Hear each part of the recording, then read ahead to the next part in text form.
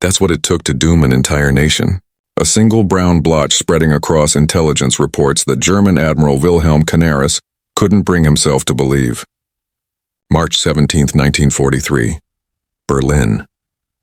The folder containing America's deadliest secret slammed onto Canaris's mahogany desk with such force that coffee exploded from his porcelain cup, staining documents that would determine the fate of millions. The report inside was impossible. Mathematically impossible. Propaganda designed to break German morale. But here's what's truly mind-blowing. Those coffee-stained papers contained the precise blueprint for Germany's destruction. And German intelligence officers had gathered it all, photographed it, documented it, verified it through 17 independent sources. They knew exactly how America would bury the Third Reich under an avalanche of steel and death. But nobody would believe them. The $200 million death machine Ford's Willow Run plant, a single factory that defied every assumption of Nazi racial theory and industrial understanding. According to the intelligence, this one American facility was producing one complete B-24 Liberator bomber every hour. Not every day, every hour. Admiral Canaris stared at the photographs spread across his desk like a dealer showing cards that would lose the game. The assembly line stretched over a mile. The building was so vast that clouds formed inside it, and sometimes it rained within the factory. Impossible, Canaris whispered. The Americans are feeding us propaganda through turned agents. But here's where this story gets absolutely insane. The intelligence was coming from everywhere. Mexican businessmen, Spanish diplomats, Swedish engineers, German agents posing as Argentine leather merchants, even American oil executives getting drunk at dinner parties. They all reported the same impossible thing.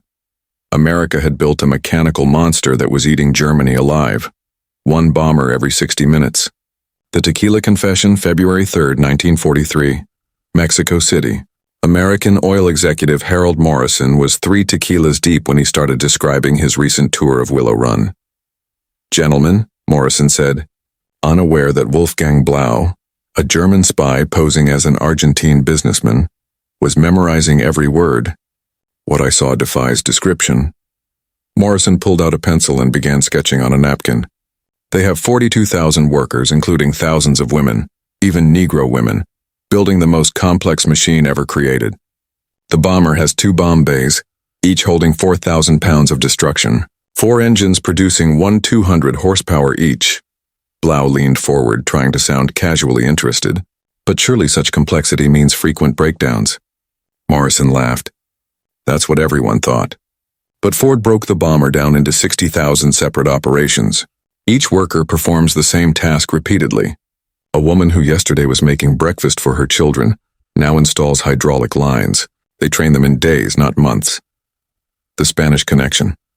The most detailed intelligence came through Francisco Franco's Spain.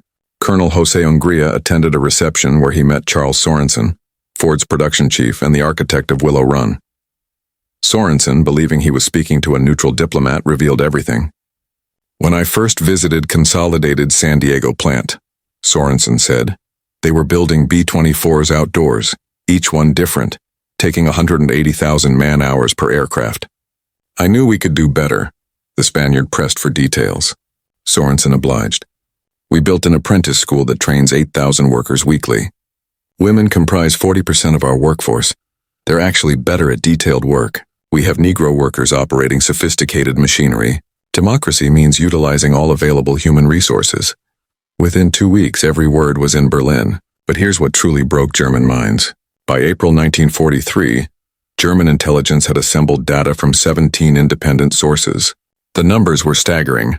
Willow Run alone, 650 B-24s monthly at peak. Total American B-24 production, yen 400 monthly. The plant consumed 16 million pounds of aluminum monthly, more than Germany's entire national production. Each source confirmed the same mathematical impossibility. America wasn't just winning the production war. They had already won it before Germany even realized they were fighting it. The laughter that killed millions, April 20th, 1943. Hitler's 54th birthday. Admiral Canaris personally presented the intelligence to Hermann Göring at Carenhall. Canaris spread photographs, intercepted documents, and reports from dozens of sources across Göring's massive oak table. "Herr Reich Marshal," Canaris began carefully, We have confirmation from 17 independent sources. The Ford Willow Run plant is producing one B-24 Liberator every hour.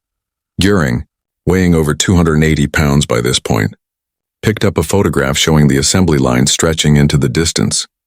"Canaris," Göring said with contempt, "do you take me for a fool? These are obviously wooden mock-ups, props for propaganda. The Americans want us to believe they can build aircraft like sausages." Canaris pulled out aluminum shipment manifests. "They're consuming 16 million pounds of aluminum monthly at this one plant." Göring laughed harshly. "Then where do they get this aluminum? From their Negro workers? From their women riveters? You've been deceived by American propaganda. The film that burned reality." Unknown to Nazi leadership, Canaris had obtained 5 minutes of actual film footage showing Willow Run in operation. The camera traveled along the entire mile-long assembly line. B-24s in every stage of construction moved past at steady pace. Workers, men, women, black, white, performed tasks with mechanical precision. Canaris and his deputy Hans Oster watched in a locked room. "My God," Oster whispered. "It's true." Canaris lit the film with his cigarette lighter, watching it burn. "We cannot show this to them," he said. "They would accuse us of creating fake footage or being traitors. But here's what sealed Germany's fate. Dr. Albert Speer, Hitler's armaments minister and the only Nazi leader who understood industrial production, secretly obtained the American intelligence. His diary entry for May 15, 1943, revealed his despair. "If the Willow Run figures are even half accurate, we face not defeat but annihilation. They produce more aircraft in a month than we do in a year. But I cannot speak this truth. To do so would be my death warrant." The Mathematics of Doom by Christmas Eve 1943. Canaris received American production projections for 1944, B-24 Liberators 18,000 B-17 flying, Fortresses 12,000 B-29 Super Fortresses 1,000, fighter aircraft 40,000, total 86,000 aircraft. Hitler's response when presented these figures: "The Americans claim they will produce more aircraft in 1944 than all nations have produced in all of history. It's absurd." The Saboteur's Truth, June 13, 1942. George John Dash led a team of German saboteurs who landed on Long Island from a U-boat. His secret orders from Canaris: gather intelligence on aircraft production. Within days, Dash surrendered to the FBI. During interrogation, Dash revealed something that stunned his American captors. "Canaris himself told me that Berlin doesn't believe your production figures. They think Willow Run is propaganda. I tried to tell them that if Ford could produce a car every minute before the war, they could certainly produce a bomber every hour during it. They accused me of being defeatist." The Reckoning, February 20th, 1944. Big week. The American 8th Air Force launched over 1,000 heavy bombers against German aircraft factories. In 6 days, they dropped more bombs than the Luftwaffe had dropped on Britain during the entire Blitz. June 6th, 1944. D-Day. Over 11,000 Allied aircraft appeared over France. The Luftwaffe could muster fewer than 300 fighters in response.